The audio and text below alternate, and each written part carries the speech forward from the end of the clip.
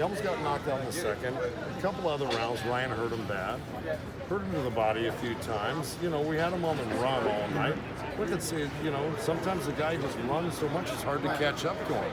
But it was a great 12 rounds for Ryan. Look, sometimes going 12 rounds, if you've never done it before, it kind of gives you that confidence. Oh, if I ever go 12 rounds, I know what it's like, and so it's a great experience for him. But again, he didn't get hit. You know, the guy wrestled with him all night. You know, it was a physical fight in that regard.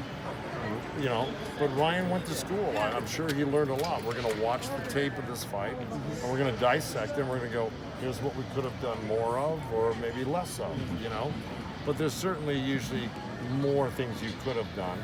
But we'll save that for another day. But as far as today went, I thought after being out for a year and a half against a guy who's got 30-something wins, maybe 31 wins. He's only lost one fight, and that was very early, maybe his first fight in his career. Hasn't lost since. That's a heck of a guy to take on for a comeback fight, you know? It was no easy touch. He had a great chin. You know, those guys from Ghana are very tough. That's where Azuma Nelson came from. Ben Tong. I trained a bunch of guys from Ghana. Claudia. Huh? Claudia. Joshua Claudia. Yeah, Claudia as well. And they're tough guys. They're trained well. They're very strong men, and they're well schooled.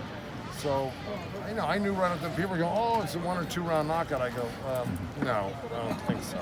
You know, I thought it would go 5, 6, maybe 7, but I certainly thought we might have him out by 9, and we almost did a few times.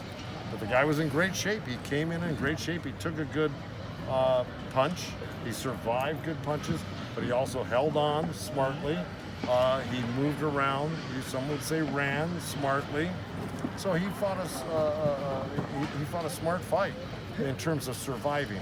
It really wasn't a performance on his part to win. See, unless he thought he was going to get lucky with some overhand right, which was not going to happen. Joe, so yeah. I'm sorry. No, it's all right. But go ahead. Uh-huh. Does he remind you at all of your late great champion Diego Corrales, Ryan? Well, you know, Diego Corrales, when we got together, was 27 years old, so he was much more mature, much more experienced, and a different fighter at that point. Ryan certainly has possibilities to be in his own way as great as Corrales is. Corrales is a different fighter, a whole different style. I know some things may remind you of that, but not really. Ryan has the possibility of becoming one of the big superstars of all time. Look, he's just turned, he's 23, he's going to turn 24. He's only had 21 fights. It's not a lot of fights.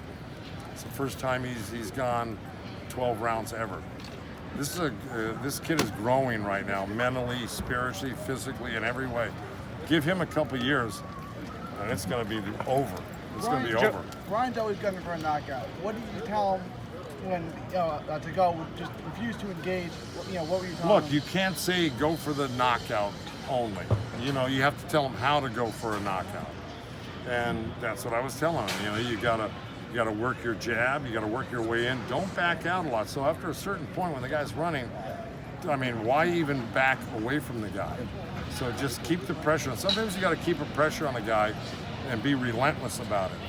But you also have to go to the body more. There's a few other punches that we're gonna work on in the gym where he'll be able to implement when he gets a little bit closer. So beyond that, it's not brain surgery.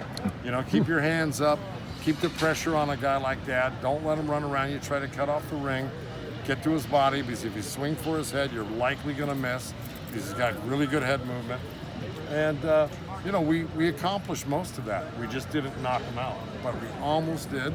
But we ran the table. I thought we won every round. So it's a great experience. At the end of the day, De La Hoya said it. Bernard Hopkins said it. They know how important it is to have competition. You can't just have guys that always just get knocked out on their first punch.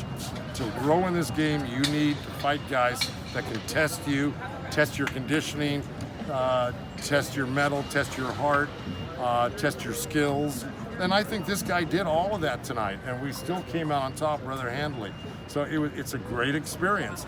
You know, you can't be disappointed because we didn't knock him out. I'm certainly not. I've been around long enough to know a 12-round win over basically an undefeated guy is pretty damn good. Joe, after your first fight with Ryan, I know it was mentioned that he might say. What's that? We can still do it, but we have to get off the KO. Do it again. Oh, Just- yeah. They just need to